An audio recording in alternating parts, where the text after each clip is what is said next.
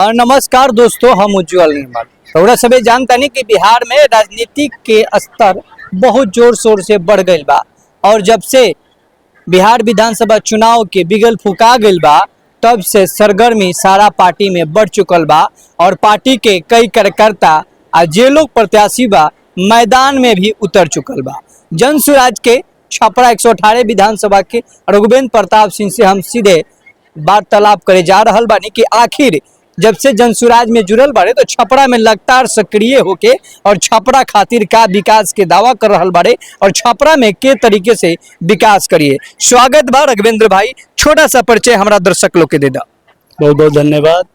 मेरा नाम राघवेंद्र प्रताप सिंह है, जो 2024 में लोकसभा का चुनाव लड़ा था और उस चुनाव में मैंने एक संकल्प पत्र जारी किया था, छपरा की तमाम समस्याओं को उजागर किया था और उसमें संकल्प पत्र में उसका समाधान भी मैंने बताया था। उसी को पूरा करने के लिए आज मैं जन स्वराज से जुड़ के 2 सालों से काम कर रहा हूं और निश्चित ही अगर मौका मिलेगा तो सभी समस्याओं का समाधान किया जाएगा। आपने 118 विधानसभा छपरा 118 विधानसभा क्षेत्र से आपने पर्चा भी बढ़ा है जन स्वराज पार्टी से। क्या लगता है जिस तरीके से आप जनता से डोर टू डोर मिल रहे हैं, जनसभाएं कर रहे हैं, क्या अनुमान दिख रहा है? कई दलों की पार्टी यहाँ पे बिहार में स्थित है, छपरा में भी कई दलों के नेता हैं, तो क्या लग रहा है कि सभी लोग को छोड़कर आपको पार्टी कैसे चुनेगी? देखिए, ना किसी हमारी दल से लड़ाई है, ना हमारी पार्टी में भी किसी व्यक्ति से लड़ाई है। मैंने बहुत पहले भी ये बात बता चुका है कि मेरी लड़ाई किसी व्यक्ति से है नहीं। मेरी लड़ाई छपरा की बदहाली से है, छपरा की कुव्यवस्था से है, छपरा में बढ़ते अपराध से है और भ्रष्टाचार जो व्याप्त है अफसरों में, उससे है। तो मुझे किसी से कोई डर नहीं है, किसी का खौफ नहीं है। जनता मालिक है, जनता अगर चाहेगी, उनको लगेगा कि मेरी समस्याओं का समाधान इसके पास है तो मुझे चुनेगी और निश्चित ही अगर मुझे चुनेगी तो उसका समाधान करूंगा। वो खाते रहे वो लोग, तो हम लोग जो आएंगे तो इसका मूल समाधान करेंगे, जड़ से इसको नष्ट किया जाएगा ताकि बाहर आए ही ना।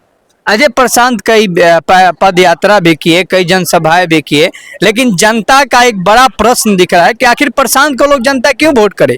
जो 25 वर्षों से जो पार्टी है, कई वर्षों से लोग यहाँ पे पार्टी बनाकर अपनी सत्ता बनाए हुए हैं, तो प्रशांत को लोग क्यों वोट करे? क्यों जन स्वराज को लोग वोट करे? इस पे आपका क्या प्रक्रिया है? नहीं, बिल्कुल, अगर जनता को लगता है कि प्रशांत जी को वोट करना चाहिए तो करे और नहीं चाहिए तो नहीं करे। इसलिए कि अगर उसको लगता है कि भाई 25 सालों से जिसको वोट देते आया है, अगर उनकी अपेक्षाओं पे वो खरा उतरा है, उनके समस्याओं का कोई समाधान हो चुका है, तो बिल्कुल नहीं देना चाहिए। मैं भी कह रहा हूँ प्रशांत को क्यों वोट दूं भाई।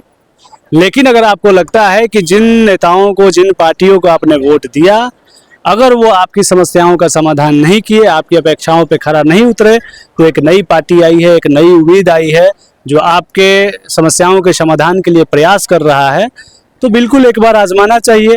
अगर वो भी ना करे तो फिर उसको भी मत दीजिए। लेकिन नया है, जैसे प्रशांत जी भी हमेशा बताते हैं कि आपको कोई रोग है और आप अन्य डॉक्टरों से दिखा दिखा के थक चुके हैं, सबने कह दिया कि भाई अब ये रोग ठीक होने वाला है नहीं। अगर कोई नया डॉक्टर कहीं से आ जाए, आपको कहीं से पता चल जाए कि एक डॉक्टर आया है जो कह रहा है कि 50% कम से कम चांस है कि आपका ये रोग ठीक हो जाएगा, यह नहीं भी हो सकता है, इसकी गारंटी नहीं है।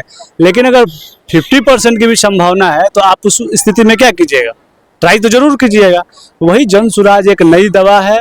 आप अगर आपके पास जो भी समस्याएं हैं, जो रोग है, अगर उसको ठीक करना चाहते हैं, आप अन्य पार्टियों में अन्य नेताओं को वोट देके देख लिया है, उससे आपका समाधान नहीं हुआ, आपकी गरीबी दूर नहीं हुई, बिहार से पलायन नहीं रुका, बच्चों का जो शिक्षा है उसका बेहतर व्यवस्था नहीं हुआ।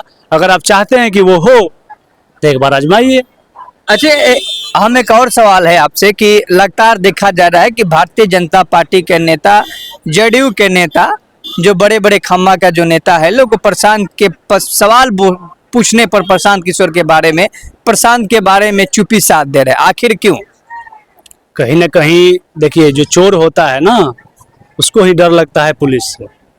तो प्रशांत जी ऐसे व्यक्ति हैं जो उनके चोरी को उजागर कर रहे हैं, तो डर तो लगेगा भाई। अब इसलिए वो लोग प्रशांत जी को कोई भाई बता रहा है, कोई पढ़ा लिखा आदमी बता रहा है, कोई दोस्त बता रहा है, इसलिए कि ताकि उस वजह से उन पे कोई आरोप उनका कोई चोरी पकड़ा ना जाए, वो कहीं उजागर ना कर दें।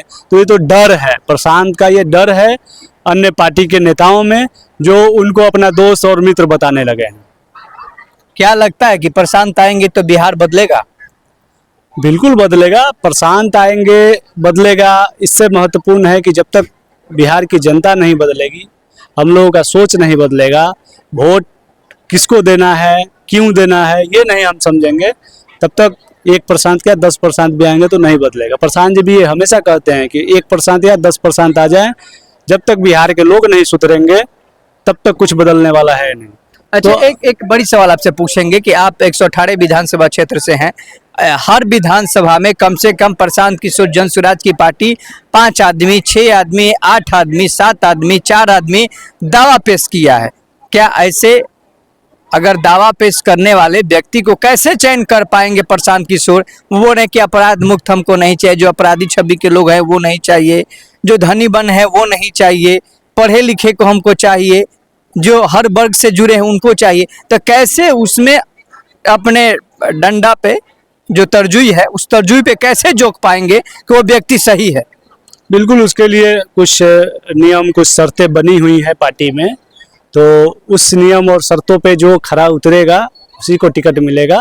तो प्रत्याशी 10 हो संभावित या 20 हो, कोई उससे कोई मतलब नहीं है। जो उस नियम और शर्तों को पूरा करेगा वही प्रत्याशी होगा। जैसे अपराधी नहीं होना चाहिए, मान लीजिए जमीन से जुड़ा हुआ होना चाहिए, जमीनी पकड़ होनी चाहिए, वहाँ की समस्याओं को वो समझता हो, उसके समाधान के लिए प्रयासरत हो, और हर समाज में, हर वर्ग में उसकी कुछ पकड़ हो।